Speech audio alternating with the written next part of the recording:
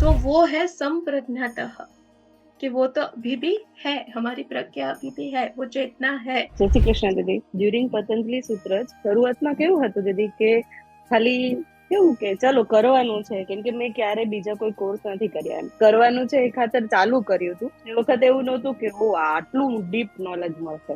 પછી ડ્યુરિંગ ની વાત કરું તો કેવું હતું કે આઈ એમ સો ઇરિટેબલ અને સો એંગર, એમ બહુ જ ગુસ્સાવાળી માણસ છું એમ, અને બહુ શોર્ટ ટેમ્પર એમ.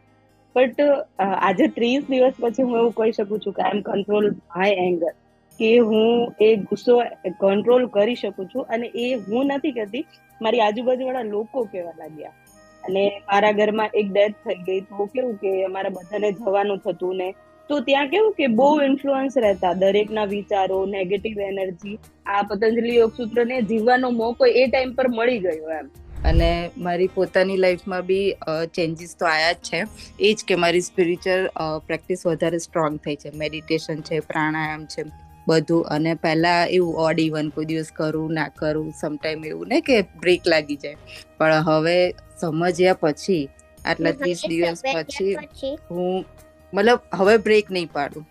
એટલીસ્ટ એટલી કન્સિસ્ટન્સ થઈ ગઈ છું.